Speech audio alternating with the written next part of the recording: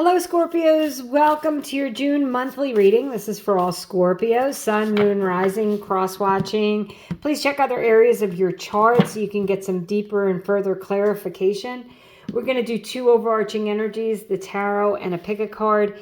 You have forgiveness as your first overarching energy. So forgiveness is the act of letting go of whatever it is. You don't have to tell someone that you forgive them, but in your heart, you want to forgive them. You want to let it go and just move on from it. So forgiveness in June, there might be someone or a situation that you're forgiving. Let's see what else we have. Really, forgiveness is the gift you give yourself to.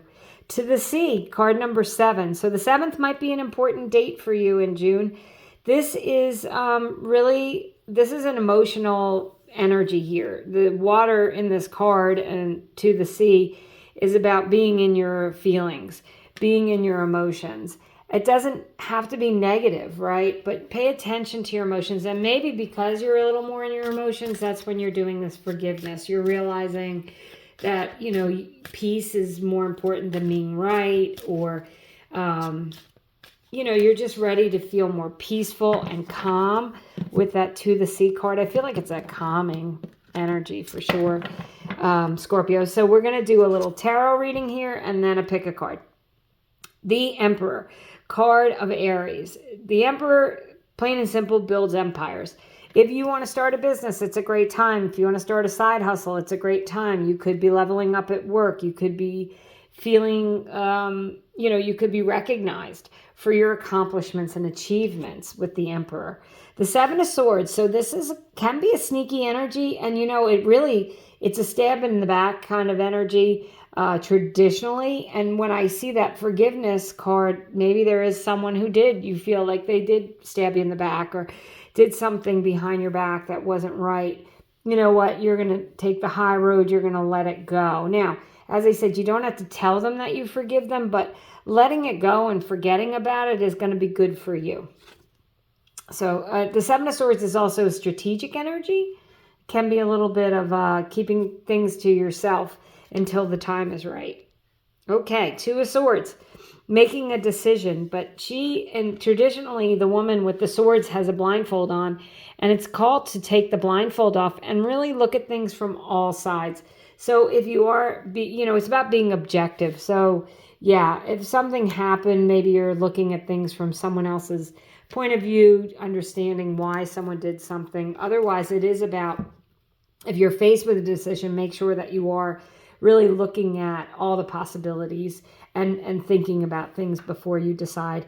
And then you have the Lovers card, the beautiful Lovers card. It's a card of Gemini. So you may have a Gemini involved and an Aries. As I said, this month, they might be an integral part of your month.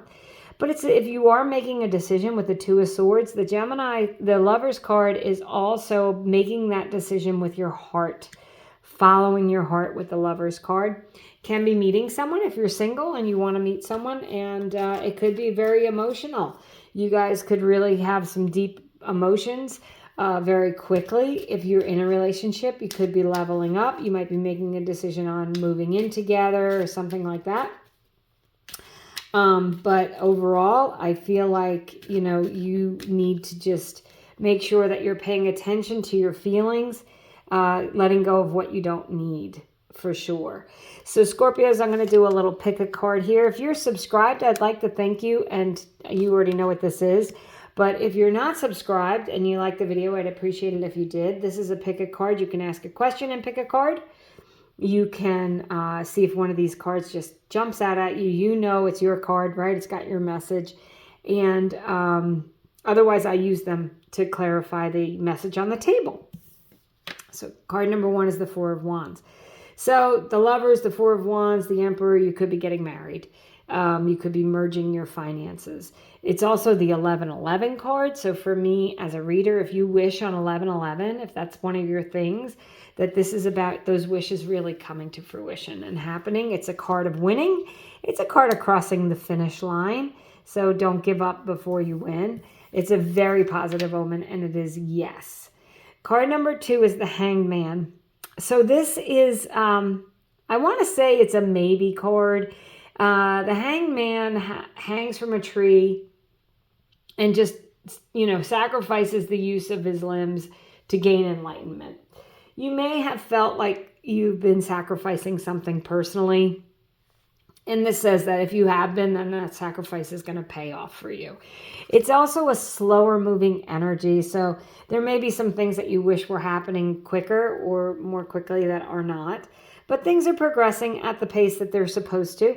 It can also be an aha moment or an epiphany moment. And when I see, the Two of Swords, the Lovers, you might be like, oh yeah, this is what I need to do, right? So there may be some sort of like a light bulb moment for you with the Hangman. Seven of Swords. So this is why I like to use different decks, because if there's repeating messages, we can see that. So you have the Seven of Swords twice. And when a card comes up twice, it just means, you know what? This is an important message for you, Scorpios. So as I said, it can be feeling, betrayed. It can be that cheated on energy, stab in the back energy. It's also keeping secrets or keeping things to yourself, not oversharing. And it's also a card of boundaries. So take that as it resonates for you, Scorpios. But it came up twice, so it's important. And that's what I have for you for the month of June. I want to thank you for watching. I hope you enjoyed the video, and I hope you have a great month.